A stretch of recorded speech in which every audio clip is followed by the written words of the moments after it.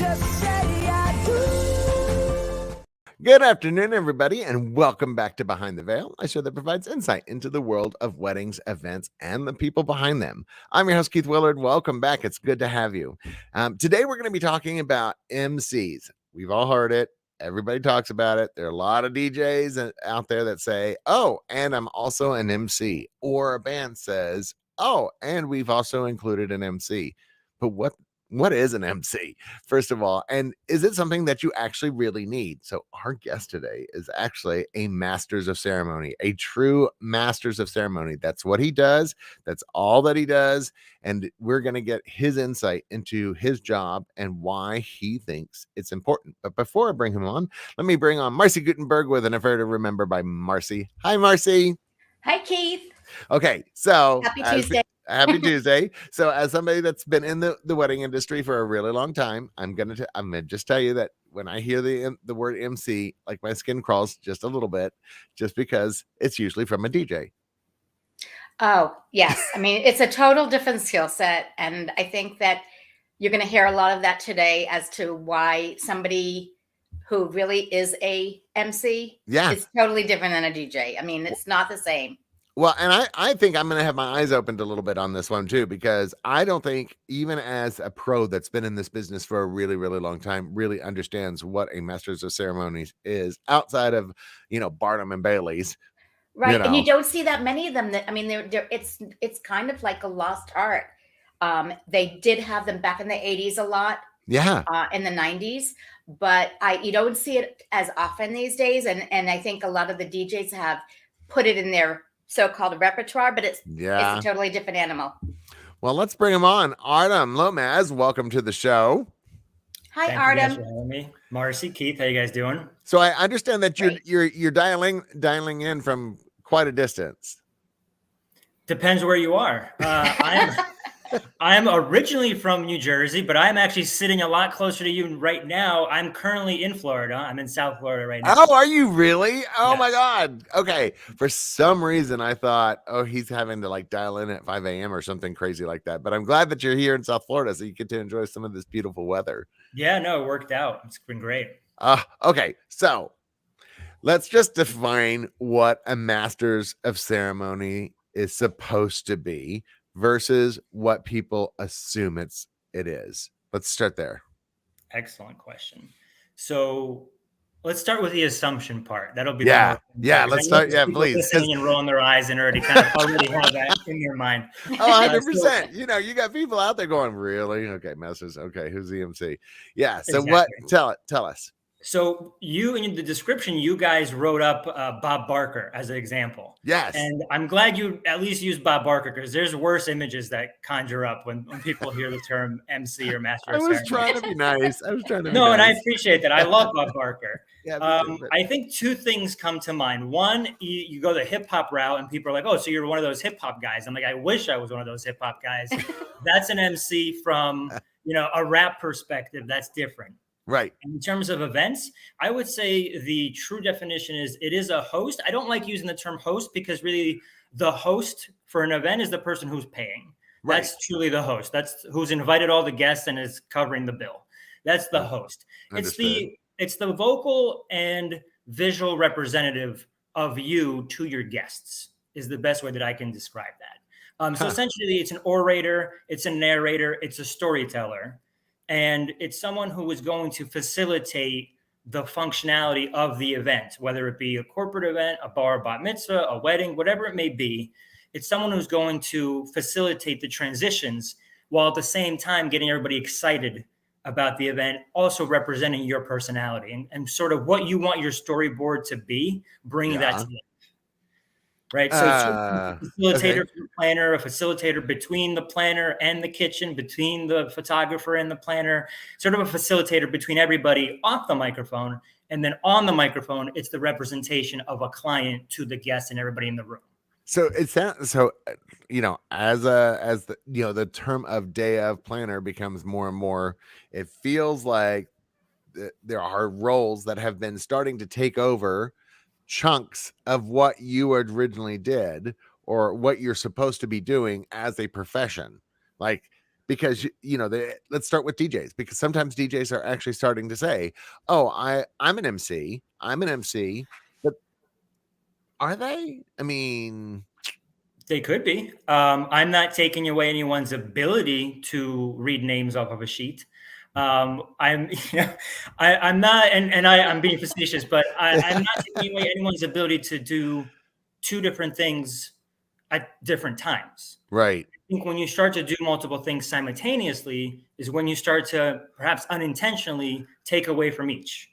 Right. So if let's say you have both skill sets, and I've been under the tutelage of DJs who also MC. I've learned a lot of MCing approaches through DJs and band leaders. Right. So what they often Okay. do is they'll focus 90% on the music and 10% on the MC portion, which, I guess that means you're getting only 10% of what an MC can give you, which is understandable when you're truly your craft, you're truly focused on the music. You're a musician, whether you're a DJ or a band leader, you're truly a musician. I am not. You can ask my music teachers throughout my life. That is not a skill set that I possess. And that's actually sort of in a weird way how I got to this point where I started in the bar and bat mitzvah market. And in Northeast bar and bat mitzvahs, in Northeast bar and bat mitzvahs, no one would fathom doing an event as one person, right? Even if you had a band leader, you always had an MC, you always had coordinators and dancers out on the floor with the kids interacting with them. Right. So I took that formula and then I paired it with when I was working in advertising, because I have a corporate background. In advertising, you have a copywriter and you have an art director. An art director is someone that can take the ideas from the copywriter and put it to life, whether that's cinematography or literally drawing or making graphic design. Again, skills that I don't possess, but I can come up with the ideas. So I took that model of an advertising agency and that formula of a bar and bat mitzvah and infused it into corporate events and weddings and sort of made it my mission to make sure that an MC is someone who's designated just for that. And then the facilitation part, Keith, what you brought up about the day of coordinators, it's not replacing one another's roles and responsibilities. It's sort of facilitating and helping be the ancillary person. So I've had a planner tell me, I have cue points on my timeline one time on my run of show. Right. For lighting cues. Because I like to say, when I say this, I would like the lights to go there. If I say this, I like the lights to have go there. And she said, that's stepping on my toes. I'm like, well, it doesn't have to be. We can talk about this. Like, that's the beauty of talking before the event, So, it wouldn't be stepping on my toes. I'd be like, go for it. Okay, good. Like, awesome. So let me ask you a question. And maybe this is kind of in the line of what you're talking about. So if, let's say, a couple has somebody who is giving a toast and that person goes a little bit long. Oh, thank you. Good question. You might step in and kind of facilitate the lead away from that person, moving on to the next portion of the run of show. Absolutely. There's tactical ways to do that. And one of the best ways to do that is my responsibility as an MC is to reach out to everybody beforehand and let them know that it's a 2-minute timeline. I'm not sitting there with a time watch and saying you're at your 2 minutes and 3 seconds. So I'm going to cut your microphone. We're not going to play walk-up music like the Oscars, but I do prepare them. I take them through even something as simple as holding a microphone. If you've seen people deliver toast and when they get nervous, that microphone ends up at their torso instead of at their mouth where it should be. Yeah. So taking them through that, that's all part of my MC role. That is the conversation that happens weeks before the event takes place. Once we're on event day, that's when you go, okay, now they're starting to go over the allotted time. They're nervous, whatever happened. They've lost track of time. That's when I can be with them and give them signals or give them eye contact or do something where we've determined if I'm looking at you this way, that means wrap it up. So it's basically doing things that you and I know should be happening, but the guests don't need to be aware of. Right. I found it fascinating earlier, like when you were talking about your initial description of what you do, is that you are providing the personality of the couple to their wedding guests. What is that? What do you mean by, like, I'm taking, basically I'm representing the couple, Right? Tell me a little bit more about that particular piece. Sure. As you all know, there's a feel to every couple, what they want for their wedding, right? There's a vibe, if you will. So based on that, it needs to match what I can do, because I don't want to step to a point where I can adjust myself here and there. But if I'm way outside my comfort zone, then everyone can tell. So I'm not the guy that's jumping on speakers and throwing things in the air. I'm not Flava Flav. Right? Now, there are people that certainly can be, that jump up and down when they do introductions. That's just not my style. However, there's an audience for that, right? So going to the Bob Barker example, he was perfect for Price is Right. But if you get Bob at Showtime at the Apollo as the host, it might not work. Right? And vice versa. It might not work for other things. Not to disparage Drew Carey, but it feels different than Bob Barker. Right. So to me, it's about making sure it's a good fit from a personality standpoint. What are they looking for? So for me, my approach is more the Carson Daly, more of the sophisticated elegance or subtle elegance versus the Flava Flav hype man, right? I'm not going to bring the bar bat mitzvah flavor to a wedding, or a Sweet 16 vibe to a wedding or a corporate event. So it's just understanding what they're looking for and sort of making sure it matches personality wise. And then if I know they have a good sense of humor, they like basketball, they like early 2000s hip hop, I can work all those things in while I'm performing on their day of, while it's still making sure the focus is on them, not me. And that means you are talking to the couple, you're finding out about their friends, you're finding about some, like, maybe some funny internal family jokes that they don't mind sharing, type of thing that can be made as part of the whole process. Like, It turns it more into a show versus a DJ playing music for people to dance to. Yes. And I would say, I call it a production. A lot of people don't like the word production because it feels like it's grandiose, but I feel like a wedding is grandiose. What's wrong with that? Right. So, and it is a production. There's a lot of hands on deck. So I feel like what we do is what we can do is incorporate the personality. For me, I don't want to make it about me. I get the microphone time. I get the check. I'm good with that. I'm okay making sure that my role really is making sure that I highlight who the day is really about and what the goal is. Mm-hmm. So obviously with a wedding, the goal is to make sure the couple is having fun and everybody feels involved. So even if there's maybe music playing that the couple doesn't love, it's still something that they wanted to incorporate because maybe their friends love it or grandma loves it, right? There's a way to make grandma feel great and then 5 minutes later make the drunk college friends feel good and involved. And there's a transition to that too. And if you find that there is, like, the room is like a little bit like stagnant and you kind of want to make sure that it's getting amped up because it's not meeting the expectations of the people that are actually there, do you or does the DJ or somebody else create more of that momentum to get them going? Oh, good question. That is a great question because it takes a collaborative effort. So I feel like I joke around a lot with industry friends where I feel like sometimes on events we succeed in spite of the lack of communication we sometimes don't have, not because of it. So the goal for me, especially as an MC, when I'm not literally on the microphone, is to make sure everybody knows what's happening, what's going on. So Marcy, to answer your question, it's more about, okay, I will go behind the DJ booth and chat with the DJ. What can we do? And Keith, I know you're a fan of line dances. I know. I've read the article. I know you're a fan.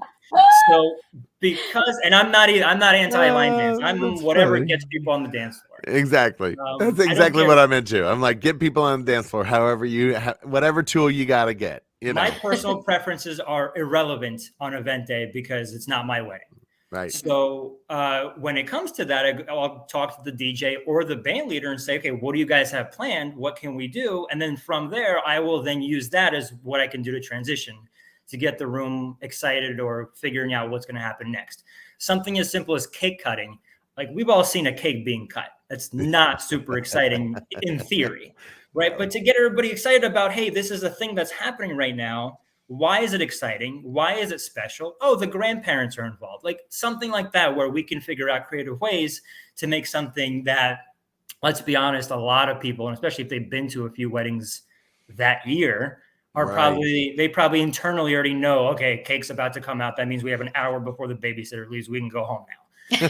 So you don't want them to leave. So of course we need to figure out ways to transition and make things exciting. And that also harkens back to my advertising days, where you sort of know when you're pitching an idea, you're advertising something. You're advertising your baby that you created from your head, like that's your idea.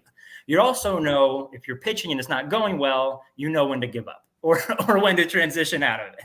This is really fascinating to me because I feel like it's an additional layer to help defining luxury almost at this point, because when you think about weddings and a traditional wedding, and let's say people have a really tight budget, and so they go for the 6 past hors d'oeuvres, the salad, the fish entree, and the wedding cake, and of course that is a beautiful wedding. They're going to have a great time. There's a DJ. You add a layer. So then what do? You add stations, or you add choices to the menu, and then let's say you want to add something else. Then you go from DJ to band, because then it's a more in-person environment, and then it's almost like you add the MC in order to really kind of round out this really over-the-top black tie event experience that people will then be talking about. It's like, it feels like layers is what you're talking about, because and unfortunately, the less layers, what happens with the things that are missing is that the DJ and the event planner and the other people take some of those things on because this is what we want for the couple.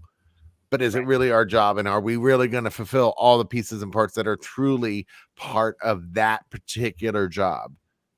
Exactly. Right. So if you're taking on too many layers and you're spreading yourself a little too thin, you're doing a disservice. And don't get me wrong, I've seen the people at conferences that get up and say, I'm a DJ / MC / photographer / men's room attendant / whatever. And that's cool, because you're talented in so many different ways. You want to express that talent and creativity. But I'm a believer in, if you focus on one thing and just, do it up real big, kind of like do it to your fullest capability. And the other part of it, when you were talking about the layers part, if you have a really cool, like sexy band and everybody's excited because they finally got that band, like Bon Jovi doesn't come out and introduce themselves at the Super Bowl. Someone is going to introduce Bon Jovi at the Super Bowl. So I'm sort of that hype person, not in a jump up and down Flavor Flav hype way, but I'm getting excited about different things, including the band, including the cake, including the flowers. So the layering part, and when I'm asked, do we need an MC? And the joke is, the dark secret is that you don't need any of this. You go to the courthouse, you sign the paperwork. You don't need 100%. You don't need a planner. You don't even actually need a meal. What you need is a judge and a piece of paper. That's what you need. Exactly. But if you want, and there's nothing wrong with want, because once our needs are met, we move into want. Mm-hmm. If you want a great wedding, then you look at the layers like you mentioned. And a lot of people, when they hear the word luxury, I'm so glad you brought it up, because a lot of people hear luxury and they think, okay, it's got to be great floral decor. And if the floor is wrapped, it's a luxury wedding. Well, luxury is not purely about opulence. It's about experience. So if you want to elevate the experience for your guests, then it's okay. The band leader, I don't blame band leaders for not practicing a first dance introduction. They're practicing songs before they get to your event, right? The DJs are practicing transitions and how to do really cool mashups and remixes of your favorite songs and how to make them work. They're not practicing how to make sure mom cries during the dance, right? That's my job. And a lot of the time, I've actually found that the band leaders and DJs are like, oh, you're going to do it? Cool.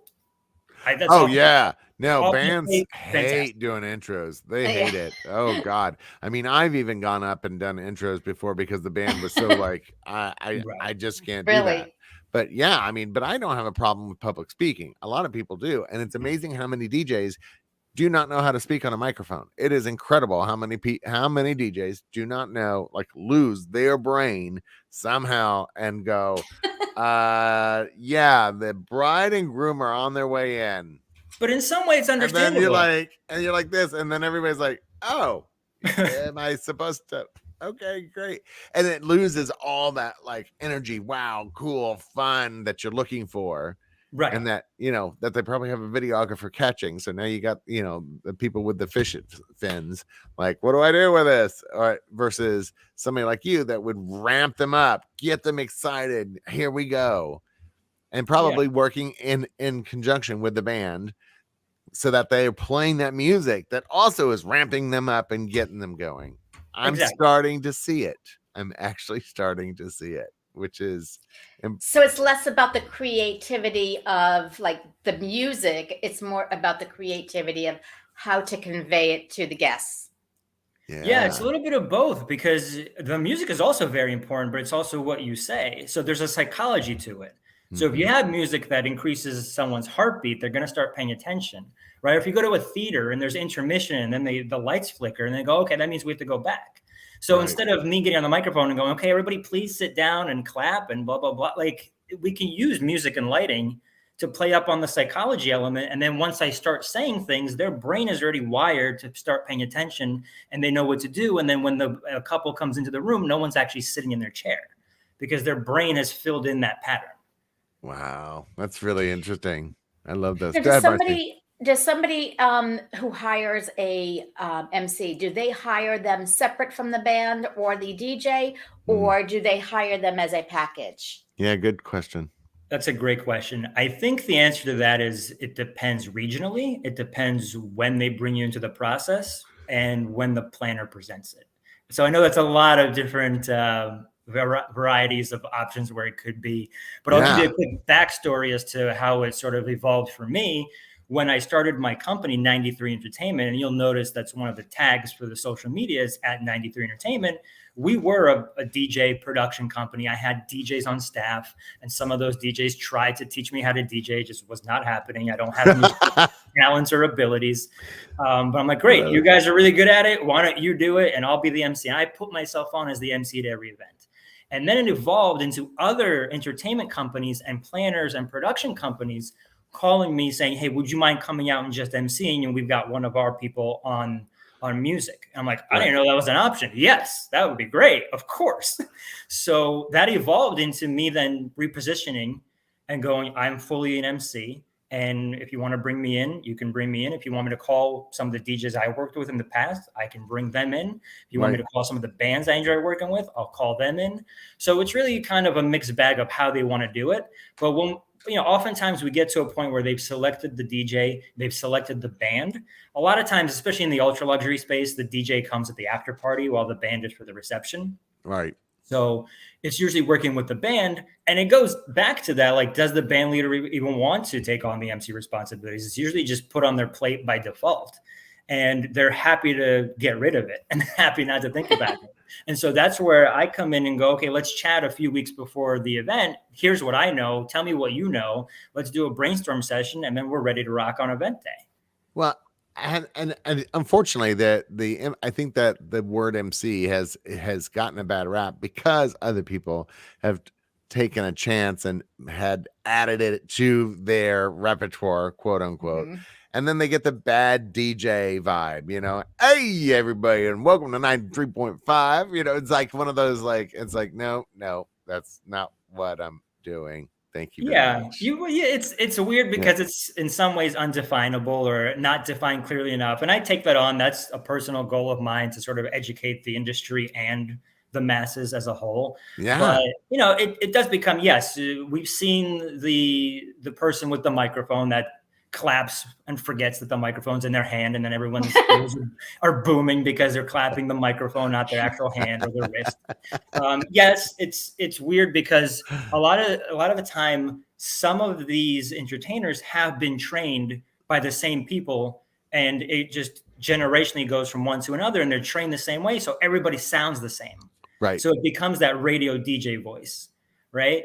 And yeah, I feel like a lot of times when people hear the word MC, I like the term MC because I think Master of Ceremonies, if I introduce myself that way, it becomes self-aggrandizing. It's like, well, it sounds like this dude thinks he's a master. Like it's bizarre to introduce yourself that way.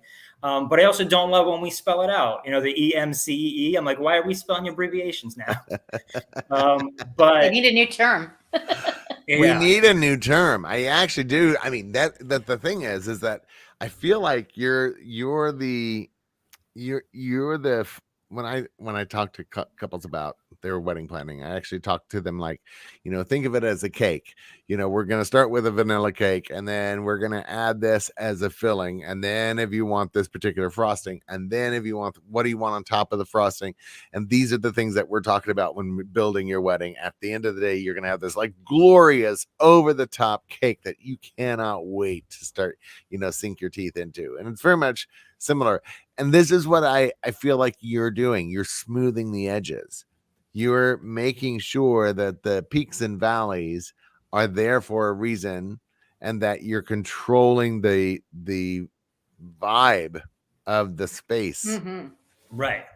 To reflect what their vision was in the first place. Exactly. But I'm glad you used the cake example, because I always tell people your venue can probably provide the cake, your caterer could probably provide the cake, but you go to a cake maker. You go to someone who specializes in the cake Right. when you want a really luxurious, grandiose, wow factor cake.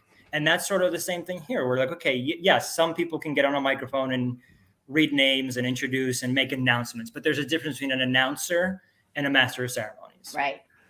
And I think this is the important piece that we really needed to get to, is that there is a huge difference between an announcer and a Masters of Ceremony. An announcer is somebody that you get at a baseball game. That's an announcer. And an MC is the person that sets the tone for the event, is a focal point for the guests in order to get those instructions without being told so. Those verbal instructions, because everybody understands what an MC is actually supposed to do.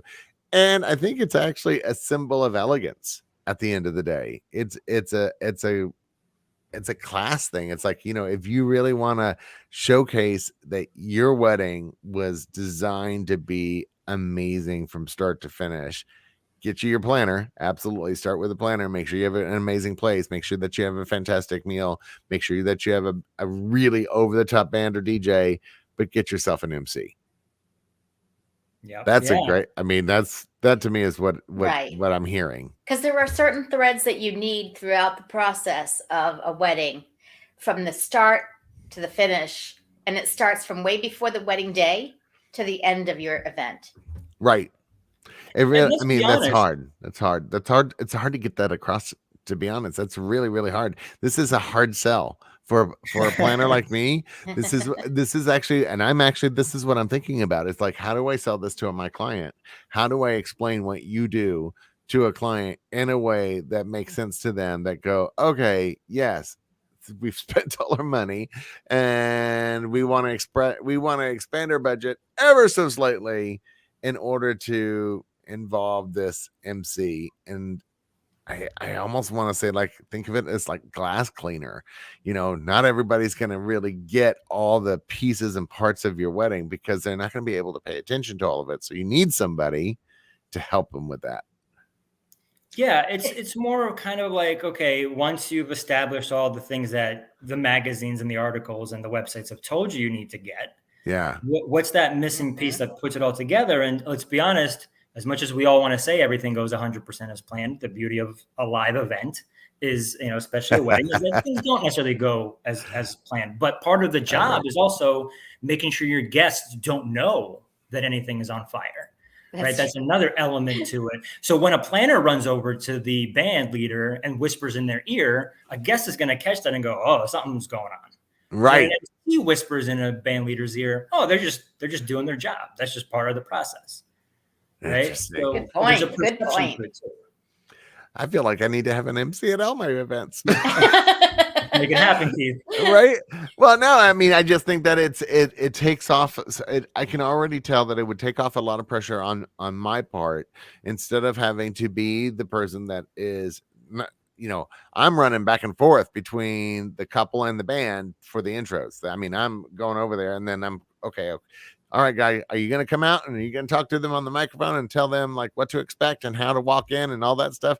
And that they're really going to be concerned about, like, okay, I've got songs playing and I need to be able to like go on to the next song. Do I really want to take this moment to walk over there and then like try to put all these people that are like cats, try to put all these cats in one bag?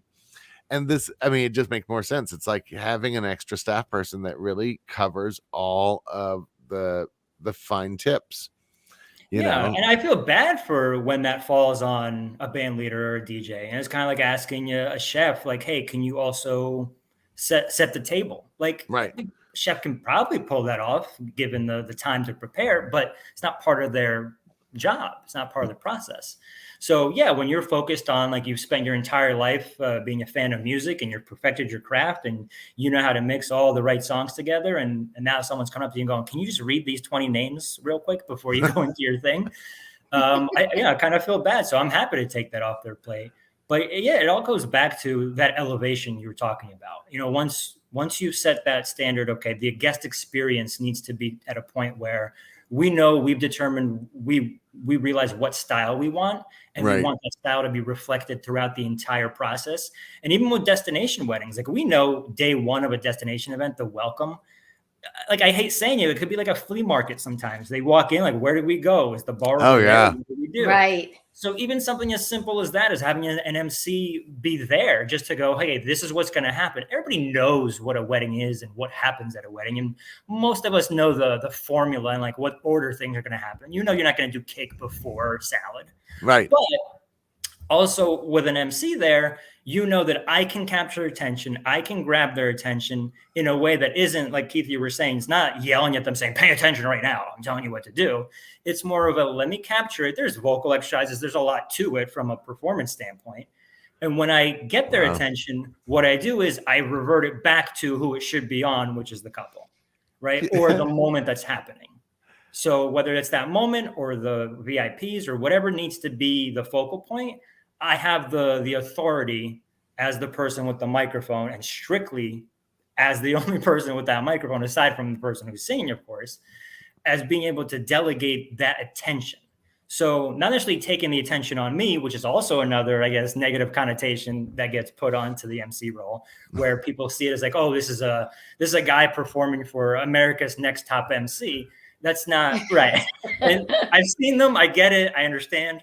But for me, the focus is, okay, how do I take the attention so that way I can kick it, I can assist, I can kick it right back to whatever that attention needs to be on in that moment.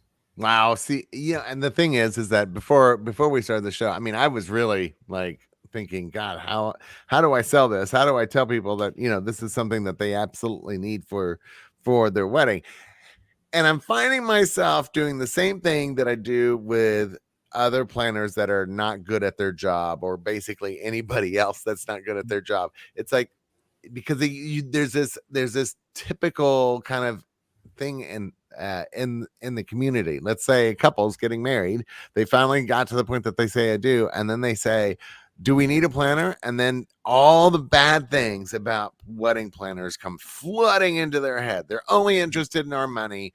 They never return phone calls. They will ruin the day. Blah. I mean, there's a million different like kind of myths out there about, but those are bad planners, and they give a bad name to everybody that's a planner. And the same thing happens with DJs. Same thing happens with bands, but I think it really affects your job a lot, because there are a lot of bad people that call themselves an MC. I wouldn't classify them as bad MCs. They just are taking on a role that maybe shouldn't be part of what they're doing. And that's well, you're being awfully PC about that, MC. I mean, not part of their repertoire, huh? I'm just I'll saying, be very diplomatic. there are some really bad MCs out there, and you know, the fact that they put MC after their other title of DJ or whatever, I mean, just makes it even harder for sell for you, because it's like, well, why do we want to spend the money? Why would we want to then add yet an additional item to our overall budget? Right. And that's the slashing part, right? Yeah. Yes. Marcy, go ahead. I know you wanted to. No, I was just thinking, you know, I mean, I remember when I was in Canada one time and we were having dinner, and I looked over and there was a couple that had just got married. They were having their reception, and they had a DIY with their iPhone or iPod as their music. No. And I was just thinking, and I'm like, this is your wedding day. Like, yes. No. And I just remember that, like, I was mortified for them because like I see it from a professional standpoint, but as a Right. guest, I wondered like what would their guests be thinking? This is their wedding day, the most important day of their life. And you want to put that presentation, it's a presentation of the couple coming out as a couple, as a united couple for the first time. And I'm like, Right. what are they thinking? Like what was the thought process? And I kind of feel like you're in that same realm where, they think about like, oh, do I need this? Yeah. But then in the same realm, I really want this. Like, that's really where it is. It's like, like people come to me and they think, invitations, so I can do it online. But it's, Right. these are not DIY things that you Right. should be doing for your wedding. These Well, are things that are what's setting the tone for your wedding, and it's setting the tone for your guests to understand who you are as a couple. And I think that I think your first line of defense, and I'm just going to say it, from the heart here, is that, your first line is having to convince other pros, Right. other planners, DJs, bands, people that ask, when couples ask their opinion, because before today's conversation, I would have been meh, like an MC. I don't know. I mean, Honored if I'm the one that changed your mind. I'll be honored. and you really have opened my eyes a lot to what an MC is supposed to be doing versus what we're trained in our brains to have seen in the past. And that's because, again, we've been exposed to bad MCs too Sure. often. Well, I feel like it's like anything. If you go to a wedding when you're 5 years old and the first thing you see is A clown. whatever it is, like you see a band and you're like, okay, that's the only way weddings are now, and that's going to be in your head for the next 30 years when you're ready to get married. Right. And that's hard to fight. Obviously, I can't get in everyone's head. I wish I could, but it goes back to what Marcy brought up about special moments. I was at a friend's wedding a couple of years back where the band was phenomenal. They were amazing. They were very good at singing and providing music. But when it was time for the grand entrances, there was a staircase that the couple was coming down, and they just didn't direct everyone's attention to the staircase. And meanwhile, everyone's looking at the doorway. And, we missed the first half of them walking down the stairs. So, yeah, of course, there's make or break moments. And there are going to be things where, of course, they made up for it. They were really good. Everybody danced all night long. But there is that kind of that little stain of going back home and going, oh, it's weird that we didn't see them make their way down. We'll have to wait for the pictures. Right. So it's those little make or break moments that can literally make or break. And then there's those little moments that aren't going to be detrimental. And sometimes we go, okay, well, nothing caught on fire. Nobody died. It was a good wedding. Right? Sure. Yes, in theory, but it goes back to that elevation. How can we keep elevating expectations further and further and further? And now I think we've entered the era of experiential weddings. Yes, we have. Okay, let's forget the 500-person ballroom thing. We could do 80 people, but it'll be, in a cave off the Amalfi Coast that no one has access to, and it'll be an experience. And I think that you're part of that big experience. Artem, if people wanted to reach out to you via social media, how do they do that? Best would be at Artem Lomaz on Instagram, at 93 Entertainment on Instagram. Have it all spelled out. You could also email me, artem@artemlomaz.com. I am usually the one to check that inbox. Artem, you have been amazing, and thank you for opening my eyes, because you really did. I will be actually suggesting this to future couples. Wonderful. By the way, just because I just think that this is, for the right event, this is the thing that smooths the icing. I just feel like this is the thing that fills the cracks and creates the next level. It just really takes it to the whole different level. So amazing job. Didn't expect it. I'm just saying. All right, guys. So we will see you next Tuesday at 2:00. But for now, we're going to say goodbye. Thank you for having me, guys.